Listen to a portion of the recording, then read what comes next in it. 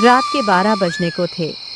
14 साल का राघव, जिसके बदन पर फटा हुआ मैला कुर्ता और घुटनों से घिसी हुई पैंट थी, एक कोने में बैठा हुआ था। उसकी पसलियां भूख और कमजोरी के कारण साफ दिखाई दे रही थी। सुबह 5 बजे से उसने एक निवाला तक नहीं चखा था। तभी अचानक एक भारी स्टील का जग बड़ी तेजी से आकर उसकी रीढ़ की हड्डी पर लगा।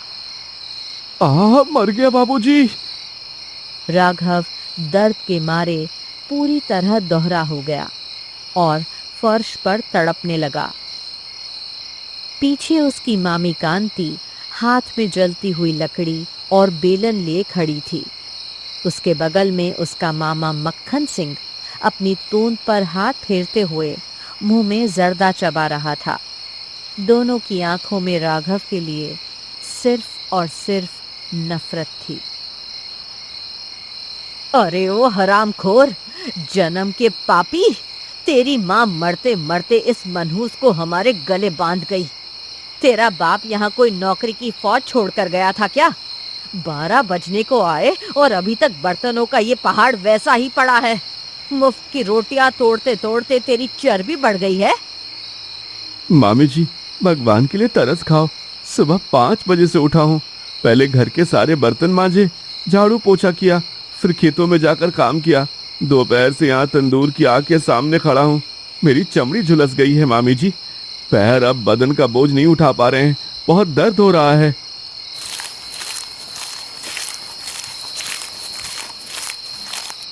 बड़ा आया दर्द का रोना रोने वाला। साले, एहसान मान के तुझे इस छत के नीचे दुबकने की जगह दे रखी है, नहीं तो किसी गंदी नाली में कीड़े पड़ रहे होते तेरे बदन में। अपनी औकात मत भूल अनाथ। तो छोड़ो मामा जी, दर्द हो रहा है। ये ढाबा तो मेरे बाबूजी का था ना। उन्होंने अपने खून पसीने से इसे बनाया था। वो कहते थे कि ये ढाबा मैं एक दिन संभालूंगा। उन्होंने मरने से पहले वसीयत में मेरा नाम। मक्खन सिंह ने पूरी ताकत से राघव के चेहरे पर 2 करारे तमाचे जड़े। राघव का सिर पास के तंदूर के कोने से जा टकराया और उसके होंठ और माथे से खून की धार बह निकली। जुबान चलाता है, वसीयत की बात करता है। वो कागजात कब के जलकर राख हो चुके हैं। अपनी मरी हुई माँ और बाप का नाम लिया ना तो यहीं जिंदा गाड़ दूंगा। इस ढाबे की ईंट ईंट पर अब मेरा नाम लिखा है।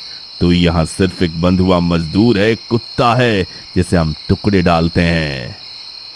बड़ी वसीयत याद आ रही है इसे। अरे मक्खन, इसके नखरे बढ़ गए हैं।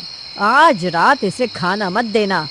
और सुन रहे अनाथ, अगर आधे घंटे में ये पूरा ढाबा शीशे की तरह नहीं चमका और उसके बाद घर जाकर तूने भैंसों को चारा नहीं डाला तो रात भर ठंड में तबेले के बाहर बांध कर रखूंगी। हे ईश्वर, बाबूजी और माँ मुझे इस नरक में इन जालिमों के पास अकेला छोड़कर चले गए। इन राक्षसों ने धोखे से सब कुछ छीन लिया। मेरे पिता का नाम, उनकी मेहनत की कमाई और मेरी जिंदगी।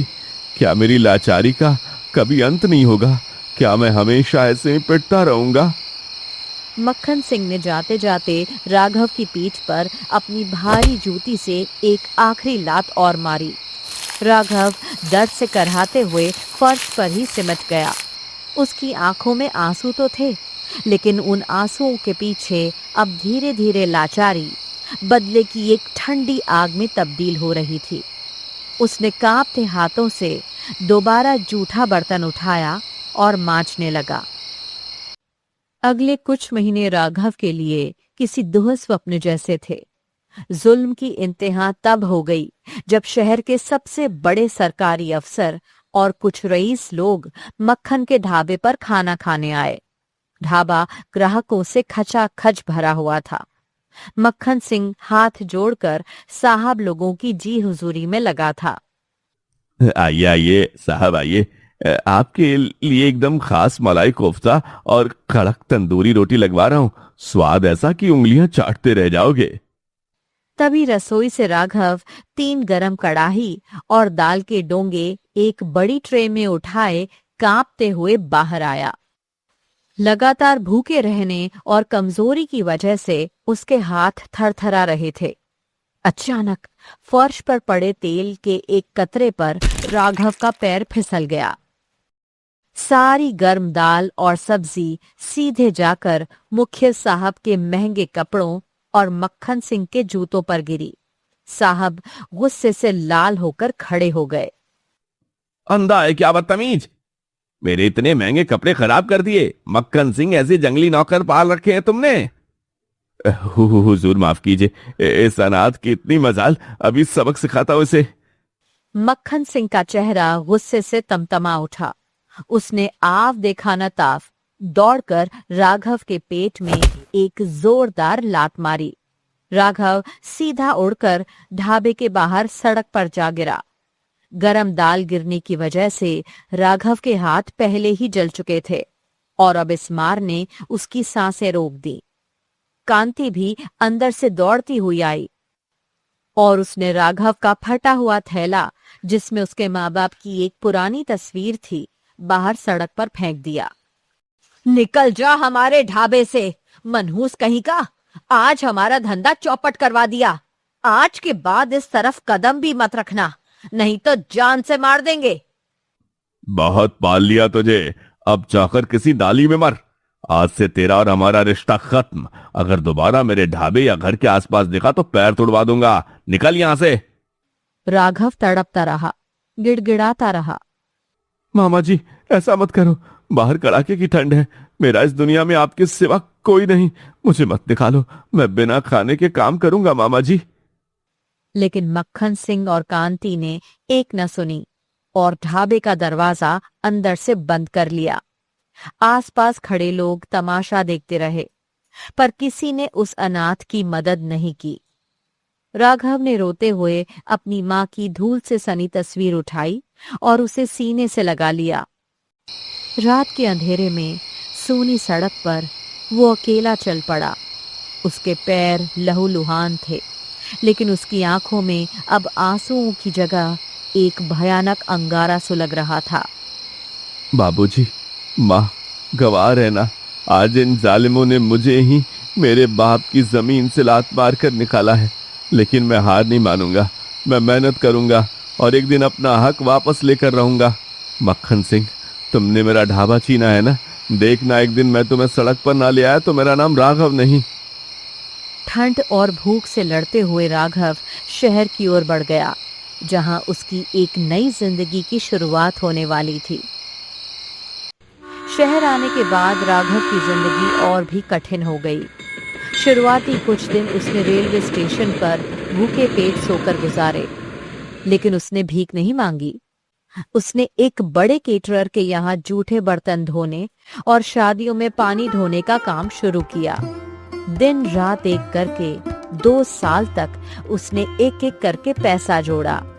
अब वो 16 साल का एक समझदार और मेहनती लड़का बन चुका था। अपनी जमा पूंजी से उसने एक छोटा सा ठेला खरीदा और उस पर बोर्ड लगाया, अनाथ की स्पेशल पानी पूरी।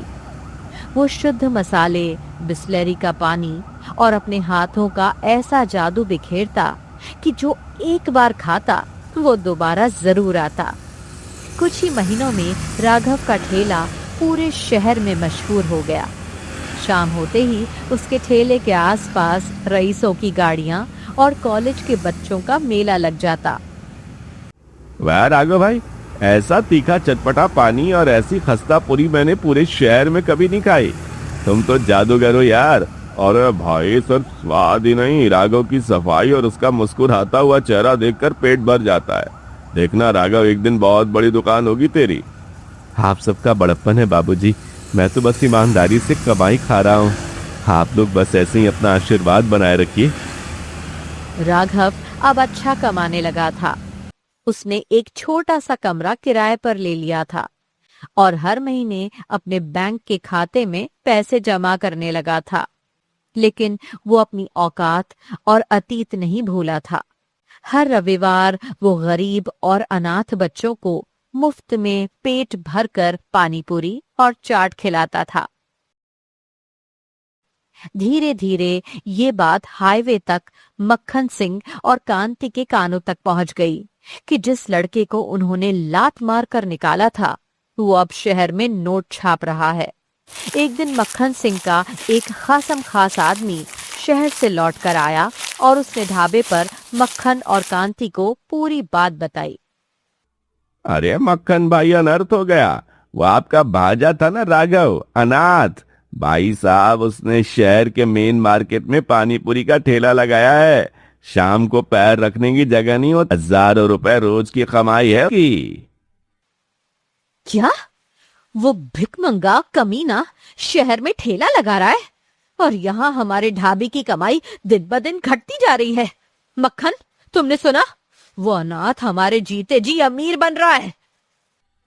साले की इतनी मजाल, हमारे घर से भागकर हमारी ही नाक के नीचे अपनी सल्तनत खड़ी कर रहा है। अगर वो बड़ा आदमी बन गया तो कल पुलिस को लेकर हमारे ढाबे पर आकर अपना हक मांगेगा। तो हाथ पर हाथ धरे क्यों बैठे हो? जाओ और कुचल दो सांप के फन को, इससे पहले कि वो हमें डस ले। उसका ठेला, उसकी दुकान सब मटिया मेट कर दो। तुम फिक्र मत करो कांति, शहर के गुंडे कालियास ने मेरे पुराने ताल्लुकात हैं। कल शाम को राघव का वो ठेला भी नहीं बचेगा और उसकी पानी पूरी बेचने की औकात भी नहीं बचेगी। उसे वापस सड़क पर लाकर छोड़ूंगा। मक्खन सिंह ने तुरंत अपने फोन से कालिया गुंडे को वफादारी की सुपारी दे दी। इधर राघव अपनी धुन में मेहनत कर रहा था, इस बात से अनजान कि उसके अपनों की नफरत की काली परछाई एक बार फिर उसकी खुशियों को निगलने आ रही थी। अगले दिन की शाम बड़ी सुहावनी थी। राघव के अनाथ की स्पेशल पानीपुरी के ठेले पर हमेशा की तरह ग्राहकों की भारी भीड़ उमड़ी हुई थी। राघव फुर्ती से सबको पत्तल थमा रहा था और मुस्कुराकर पैसे ले रहा था। तभी अचानक एक बाइक पर सवार होकर दो खूंखार गुंडे लाठी और लोहे की रॉड लेकर वहां पहुंचे। कालिया आगे था। कालिया ने आते ही जोर से राघव के ठेले पर लोहे की रॉड मारी। पानीपुरी के मटके चकनाचूर हो गए और तीखा चटपटा पानी सड़क पर बहने लगा। भागो यहां से, सब के सब दफा हो जाओ, नहीं तो यहीं गाड़ दूंगा। गुंडों को देखकर ग्राहक जान बचाकर इधर उधर भागने लगे। राघव हक्का बक्का रह गया। कालिया भाई, ये क्या कर रहे हो? मेरी क्या खता है? मैंने तो हफ्ता भी टाइम पर दिया है। तेरी खता ये है कि तू जी रहा है और कमा रहा है। हमें ऊपर से ऑर्डर है कि तेरा धंधा हमेशा के लिए बंद करना है। गुंडों ने राघव के पूरे ठेले को पलट दिया। सारी पूरियां पैरों तले कुचल दी, गैस सिलेंडर फेंक दिया और राघव की पाई पाई जोड़कर बनाई गई दुकान को पल भर में तहस नहस कर दिया। राघव उन्हें रोकने गया तो एक गुंडे ने उसे पकड़ लिया और कालिया ने उसकी छाती पर लात मार दी। राघव जमीन पर गिरा, उसका सिर फुटपाथ से टकराया और खून बहने लगा।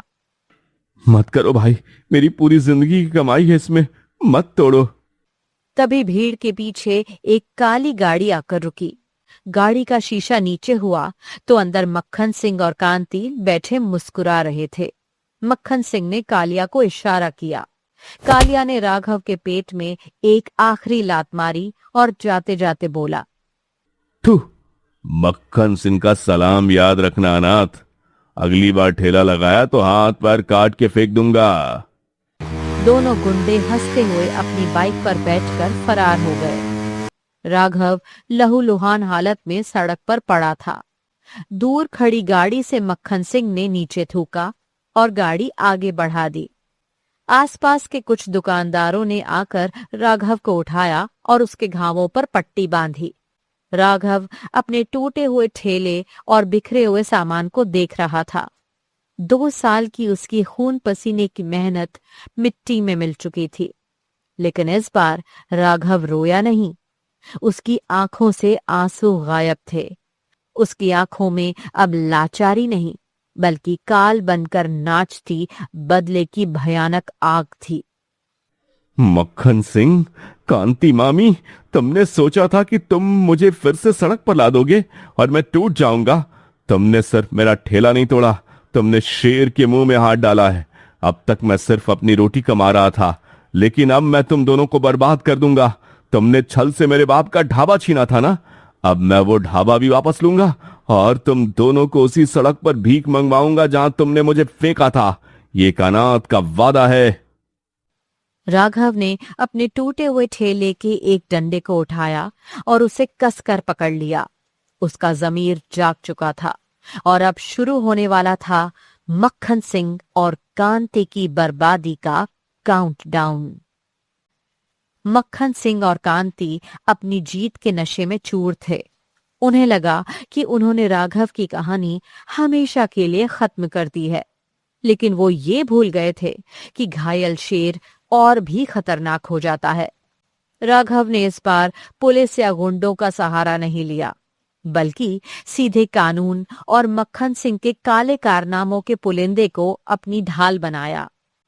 राघव ने अपनी 2 साल की कमाई से शहर के एक बड़े वकील मिस्टर सिंह को अपने पिता की पुरानी वसीयत के दस्तावेज सौंपे, जिसे उसके पिता के एक वफादार दोस्त ने छिपा कर रखा था। साथ ही राघव ने पिछले कुछ दिनों में मक्खन सिंह के ढाबे पर बिकने वाली अवैध शराब और मिलावटी सामान के सबूत भी जुटा लिए थे।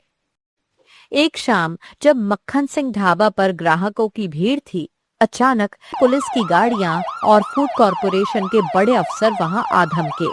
उनके साथ राघव भी था, जो अब फटे कपड़ों में नहीं बल्कि एक रईस और ठाटदार लिबास में सीधा खड़ा था। उसकी आंखों में शेर जैसी चमक थी। अरे इंस्पेक्टर साहब, आइए आइए, क्या बात हो गई? इस अनाथ, मेरा मतलब है राघव को साथ क्यों लाए हैं? ओए मक्खन सिंह, अपनी बकवास बंद कर और सीधे हथकड़ी पहन। इस ढाबे के असली वारिस राघव ने तेरे खिलाफ धोखाधड़ी, वसीयत में हेराफेरी और बाल मजदूरी का केस दर्ज कराया है।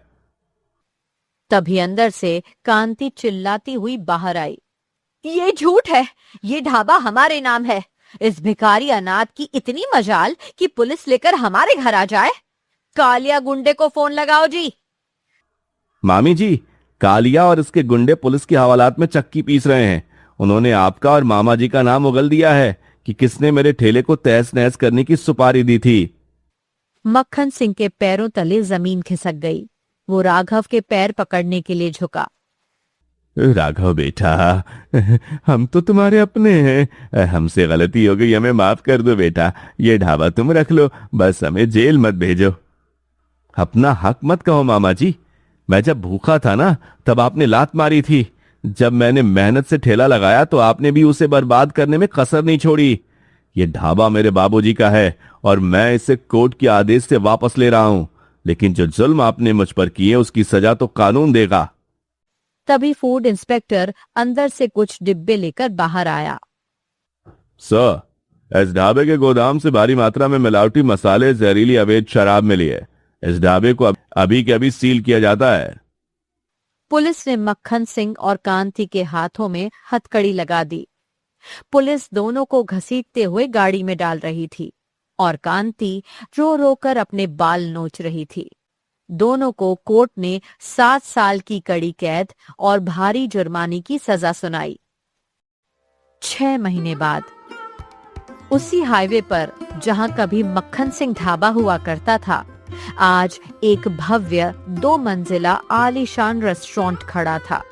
चारों तरफ रंग बिरंगी बत्तियां जगमगा रही थी। रेस्टोरेंट के मुख्य द्वार पर सोने के अक्षरों में बोर्ड लगा था, अनाथ का ढाबा। राघव अब उस बड़े साम्राज्य का मालिक था। उद्घाटन के दिन राघव ने फीता काटने के लिए किसी बड़े नेता को नहीं, बल्कि शहर के उन्हीं अनाथ और गरीब बच्चों को बुलाया जिन्हें वो पानी पूरी खिलाता था। राघव भैया, आज से हमें कभी भूखा नहीं सोना पड़ेगा ना? कभी नहीं मेरे भाई। इस अनाथ के ढाबे पर कोई भी भूखा नहीं रहेगा।